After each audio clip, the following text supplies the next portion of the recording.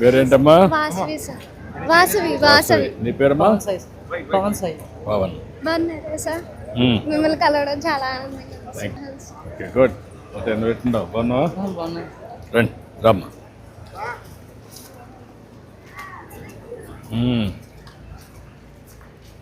నువ్వు టీసీఎస్లో పని చేస్తున్నావు కదా? ట్రైనింగ్ కింద వర్క్ చేస్తాను. ట్రైనింగ్ కింద పని చేస్తున్నావు. ఎంసీఏ చేస్తున్నాను సార్. ఏదమ్మా? ఎంసీఏ చేస్తున్నావా? చేస్తున్నాను. ఎంసీఏ డిఎస్సి కంప్యూటర్ సైన్స్ అవ్వగానే ఎంసీఏ స్టార్ట్ చేసింది. ఎంసీఏ ఫస్ట్ ఇయర్ ఎండింగ్లో ట్రైనింగ్ కింద టీసీఎస్ నుంచి ఆఫర్ వచ్చింది. ఇప్పుడు నువ్వేం చేస్తున్నావా? 10th చేశాను సార్. ఇంకా అమ్మగారికి బాగోక ఇంకా ఇంటికాడే ఉన్నాను. వదిలేసావమ్మా? మళ్ళీ పోలేదా? అమ్మకి హెల్త్ బాగోదు కదా సార్. ఇంకా ఆవిడకి కేర్ టేకర్ పని ఏమి చేయకూడదు సార్. ఇంకా ఆవిడకి పని చేయడం గట్టా అన్ని ఫుడ్ వండి పెట్టడం చేయడం. ఇంటికాడ ఉన్నాను. ఎన్ని రోజులైంది మనం నిలిపేసి? చదువు నిలిపేసి 10th క్లాసు 4 years 2020లో చేశాను. 2020లో చేసాము. తర్వాత నువ్వు ఇంట్లో నుంచే చదువుకోవచ్చు కదమ్మా? అదే అంటే కొంచెం ఇంటర్మీడియట్ అట్లా అంటే ప్రయత్నం చేయాలి కదా. కష్టాలు వచ్చాయని వదిలిపెట్టేయకూడదు కదా. నీ భవిష్యత్తు కూడా ఉంటాయి కదా. ఒకవేళ మదర్కి బాధ్యత, ఆ బాధ్యత చేస్తూనే నువ్వు చదువుకుంటే తర్వాత నీ జీవితంలో కూడా అవకాశాలు వస్తాయి కదా. అంటే అన్నయ్యని చదివించాక అన్నకు కొంచెం ఇప్పుడు జాబ్ చేస్తున్నారు కదా సార్. ఆ సేవింగ్స్లో కొంచెం నన్ను కూడా చదివిద్దామని ఇంటికి ప్రైవేట్గా కడదామని అంటే నువ్వు బయట పోయి చదువుకుంటావా లేకుంటే ఇంటికాడ ఉండి చదువుకుంటాను? అదే అమ్మా. నమస్కారం. నమస్తే అమ్మా. అదమ్మా, రామ్మా.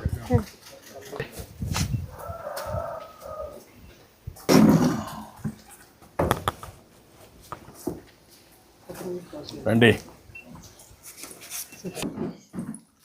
కూర్చోమ్మా.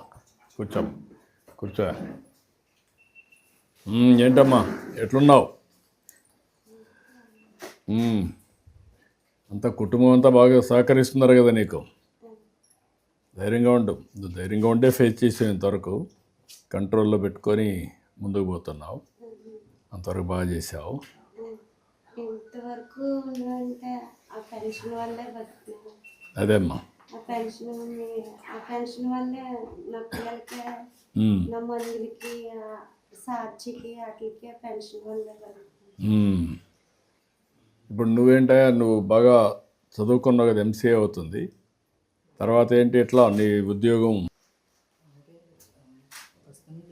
ట్రైనింగ్ కాబట్టి ఇన్ హ్యాండ్ 13 ఇస్తున్నారు. 13,000 ఇస్తారు. రేపు ఫుల్ టైం అయితే ఎంత వస్తుంది? నువ్వు ఏ మాదిరిగా సమర్థత పెంచుకుంటున్నాను అంటే నీ తెలివితేటలు బట్టే నీకు జీతాలు వస్తాయి. అంతేగాని నువ్వు తక్కువ పని చేస్తే తక్కువ ఇస్తారు, నువ్వు బాగా పని చేస్తే ఎక్కువ వస్తుంది. అదంతా కూడా ఆటోమేటిక్గా పెరుగుతూ వస్తుంది.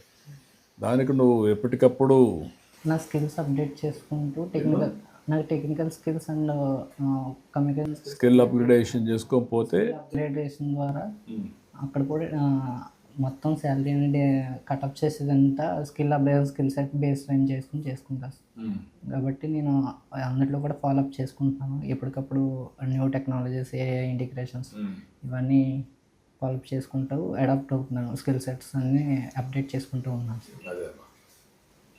నువ్వేం చేస్తున్నావు? వ్యవసాయ కూలి పనికి వెళ్తాను సార్. కూలి పని చేస్తున్నావు. ఎన్ని రోజులు పోతున్నావు కూలి పనికి? హాస్పిటల్ తీసుకెళ్ళడానికి వారానికి 3 రోజులు పడుతుంది. హాస్పిటల్ పోవడానికి పెద్ద 3 రోజులు 4 రోజులు ఏదో ఉంటే వెళ్తాం, లేకపోతే లేదు సార్. ఇబ్బంది. ఇంట్లోనే పెట్టాను. ఎప్పుడు ఇది చేసావు నువ్వు? అప్పుడు ఎప్పుడు ఇచ్చారు? సంవత్సరం. ఇది తాత వాళ్ళది నుంచి వచ్చింది. సొంతదేనండి. అయితే వారానికి 3 రోజులు ఆయన కూడా వస్తారండి. ఉన్న 3వ రోజున ఉంటే బయటకు పిలుస్తారండి పనిలోకి రమ్మని. అదే వ్యవసాయం పనులు అండి. ఆగితేతని, కట్టేతని, కోతని, గట్లంకలు కానీ. ఇక్కడ కొంచెం ఐస్ ఫ్యాక్టరీలు గట్టా ఉన్నాయండి. ఆ ఫ్యాక్టరీ పనికి వెళ్తారండి. ఉన్న రోజున వెళ్తారండి, లేని రోజున వెళ్ళండి. ఇప్పుడు నీకు ఇది వచ్చిన తర్వాత నువ్వు అన్ని జాగ్రత్తలు తీసుకున్నావమ్మా అప్పట్లో బిగినింగ్లో? అన్నీ తీసుకున్నానండి. అది ఒకసారి డాక్టర్ వాళ్ళు చెప్పింది ఏంటంటే మామూలుగా షుగర్ ఉన్నా బీపీ ఉన్నా అక్కడి నుంచి పెరుగుతుంది షుగర్ ఉంటే. నాకు బీబీ వల్ల పెరిగిందని అన్నారండి. బీబీ ఎక్కువ అయిపోయింది వల్ల వచ్చేసింది అన్నారు. అదేమ్మా దాని మీదనే ఎక్కువ వచ్చిందని. అంటే ఇన్ఫెక్షన్ వచ్చినా కూడా పళ్ళలోకి గట్ట వెళ్ళేదానండి. ఇప్పుడు వెళ్ళేదానివే? అంటే 2011లో ఇప్పుడు కాదండి, బిగినింగ్లో అంటే ఫ్యామిలీకి అప్పుడు కొంచెం ఇప్పుడు అంటే ఇల్లు కట్టుకున్నాం, అప్పుడు ఇంక ఇల్లు కూడా లేదు సార్. 2011 నుంచి ఇంకా చిన్నపిల్లలు మా ఎడ్యుకేషన్ కోసం ఇద్దరు వెళ్ళేవారు. ఆవిడకి హెల్త్ బాగోపోయినా అది కాకుండా కొంచెం అటు ఇటులో ఒకరోజు ట్యాబ్లెట్స్ వేసుకుని వెళ్ళి పని చేసుకుని వచ్చి ఇంట్లో పని చేసుకుని మమ్మల్ని స్కూల్కి పంపి అలా చేసి డయాబెటీస్ కంట్రోల్ చేయలేదా నువ్వు అప్పట్లో? చేసాను.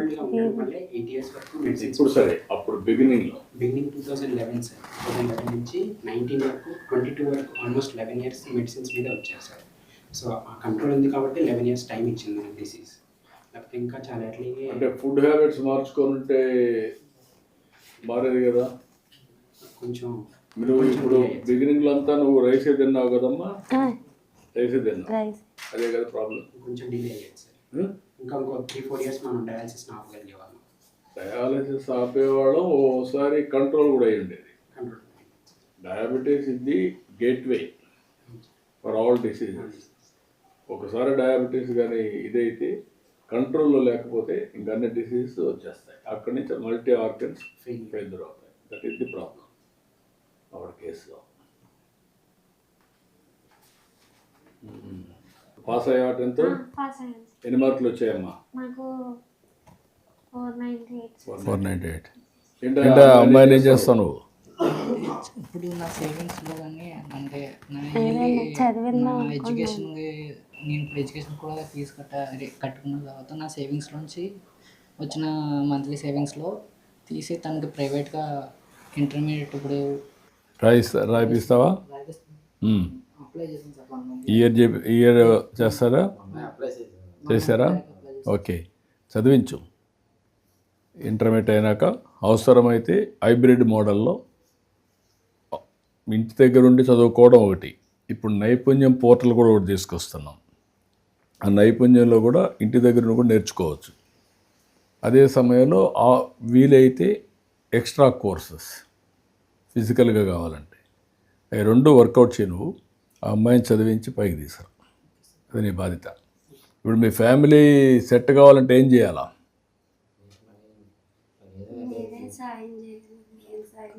కదమ్మా, ఏం చేస్తే అంటే నాకు రాష్ట్రం అంతా ఉంటుంది, బట్ మీరు ఇబ్బందుల్లో ఉన్నారు, అందుకనే మీకు 10,000 అట్లా కూడా పెట్టాను, పెన్షన్లు ఇవన్నీ. అదే అందరికీ అంత మునిపంతా కూడా వచ్చేది కదా, నేను అన్ని కూడా మార్చి ఇబ్బందులను బట్టి చేసాం. ఇప్పుడు కొత్తగా కూడా ప్రాజెక్ట్ సంజీవని అని ఒక ప్రాజెక్ట్ తీసుకొస్తాం. అందులో మీ ఇలాంటి వాళ్ళందరినీ పెట్టి ప్రివెంటివ్ కింద ఏం తింటే కంట్రోల్లో ఉంటుంది, మెడిసిన్స్ ఏ విధంగా తీసుకోవాలి, టైం టు టైం ఎట్లా టెస్టులు చేయాలి, అవన్నీ కూడా పెడుతున్నాం. అది వస్తే ఇంకా కొంచెం కంట్రోల్కి వస్తుంది అందరికీ. మీకు ఒకరికి కాకుండా రాష్ట్రంలో ఉండే వాళ్ళందరికీ. నీలాంటి వాళ్ళు ఒక 6-7% ఉంటారు ఎక్కువ. అంటే డిసీజెస్ వచ్చి కొంచెం కిడ్నీ కానీ, లేకపోతే షుగర్ కానీ, డయాబెటీస్ కానీ, నర్వ్ ప్రాబ్లం కానీ, హార్ట్ ప్రాబ్లం కానీ, క్యాన్సర్ కానీ ఇలాంటి వచ్చేవాళ్ళు ఉంటారు. వాళ్ళందరినీ ఏ విధంగా చేయాలి, డిసీజ్ రాకుండా ఉండాలంటే, తగ్గించుకోవాలంటే మన తిండి పైన మన ఆలోచన, మన వాతావరణం ఇవన్నీ ఉంటాయి, కూడా ఆలోచిస్తున్నాను. కాబట్టి ఇప్పుడు మీ కుటుంబం బాగుపడాలంటే ఏం చేయాలి? ఇదే నాకేదో సాయం చేయాలి. ఏంటి ఇంటిలో నుండి రప్పించాలి. బాబుకేనా అది ఉద్యోగాలు అవన్నీ నేను మాట్లాడతాను, అది చేపిస్తాం. ఒకసారి మాట్లాడదాం, నేను చెప్తాను కలెక్టర్కి, అవి కూడా చేయమంటాం. ఇప్పుడు నువ్వు ఈ ఇల్లు కంప్లీట్ చేయాలంటే ఏం చేయాలా? ప్లాస్టరింగ్ అవన్నీ ఎంత అవుతుంది దానికి? 4 లక్షలు అవుతుంది. అంత కొంత ఇబ్బందులు ఉన్నాయి, కానీ అధిగమించాలి. రాష్ట్రం కూడా ఇబ్బందులు ఉన్నాయి, రాష్ట్రాన్ని కూడా అధిగమించాలి. అవునండి. మీలాంటి వాళ్ళకి చాలా సమస్యలు ఉన్నాయి, చాలా మంది ఉన్నారు. ఇంకా ఒక పని చేద్దాం, మీ ఇల్లు కంప్లీట్ చేయమంటాం.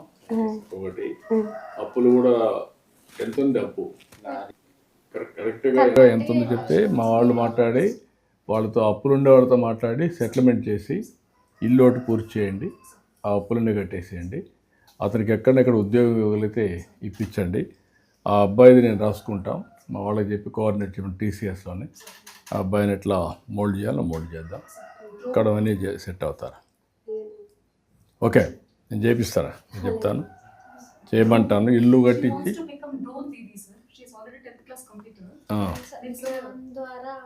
ఓకే, నువ్వు ఒక పని చేయమైతే చదువుకుంటూనే నీ డ్రోన్ పెట్టిస్తారు, దాంతో నువ్వు అదనంగా 10 రూపాయలు సంపాదించుకునే పరిస్థితి వస్తుంది. నువ్వు ఆ పని చేయి, తర్వాత మీ నాన్న దగ్గర చూస్తారు. మార్గదర్శి 25,000 జీతాలకి జాబ్ ఇస్తామని చెప్పారు సార్. ఏ విలేజ్ ఒంగుటూరు మండలంలోని ఒక ఐస్ ఫ్యాక్టరీ ఉంది సార్.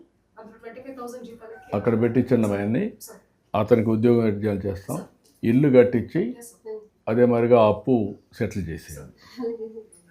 ఓకే అమ్మా, ఇట్రామ్మా. ప్రియమైన గుడ్ల నాగలక్ష్మి గారికి నమస్కారం. మీరు మీ ఆర్థిక అవసరాల కొరకు ఎవరిపైనా ఆధారపడకుండా గౌరవప్రదంగా జీవించడానికి గౌరవనీయులైన మన ముఖ్యమంత్రి శ్రీ నారా చంద్రబాబు నాయుడు గారు మన ఆంధ్రప్రదేశ్ ప్రభుత్వం ప్రతిష్టాత్మక పథకమైన ఎన్టీఆర్ భరోసా పెన్షన్ను ప్రతి నెల మొదటి రోజున మీ సచివాలయ సిబ్బంది ద్వారా మీకు మీ ఇంటి వద్దనే 10,000 పంపిణీ చేయుటకు ఏర్పాటు చేశారు. ఓకే, ఏంటమ్మా కరుణ గారు? షివరింగ్ వస్తున్నారు అంటున్నారు సార్. మనం ఫేషియల్ ఇస్తున్నాం సార్. ఓకే, ఇప్పుడు ఎప్పటికప్పుడు ఈ మెసేజ్, స్ట్రక్చర్డ్ మెసేజ్ అందరికీ ఎవరికి ఉంటే వాళ్ళకి ఆ మెసేజ్ ఇవ్వచ్చు కదా. మనం 63 లక్షల మందికి ఇస్తే 63 లక్షల మందికి వెళ్ళిపోతుంది. స్ట్రక్చర్డ్ మెసేజ్ అదే కూడా వినిపిస్తారు, అంతే కదా. ఓకే, బయోమెట్రిక్ పని చేయకపోతే ఫేషియల్ రికగ్నిషన్ పెడుతున్నారు. Completed sir. కూర్చోమ్మా, నువ్వు కూర్చో.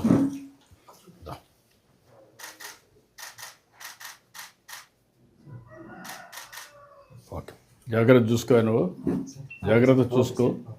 మీరు ఆ అబ్బాయి ఒకటి వాళ్ళందరితో మహాడస్ క్లియర్ చేయించేసి ఇల్లు కట్టించేసి ఆ అబ్బాయికి నేను చెప్పమంటాం, ఈ అమ్మాయిది మాత్రం డోన్ తీది ఇతని ఐస్ ఫ్యాక్టరీలో పెట్టించేసాను.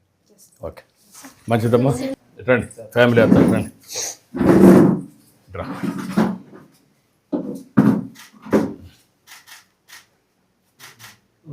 ఓకే అమ్మా, ధైర్యంగా రండి. గోపినాథపట్నం సచివాలయంలో welfare and education assistants. Okay okay అమ్మా, థ్యాంక్ యూ అమ్మా, థ్యాంక్ యూ అమ్మా, థ్యాంక్ యూ అమ్మా, థ్యాంక్ యూ అమ్మా, గుడ్ లక్ అమ్మా. ఓకే బాబు, మిమ్మల్ని కలవడం చాలా థ్యాంక్ యూ అమ్మా, థ్యాంక్ యూ. Okay right.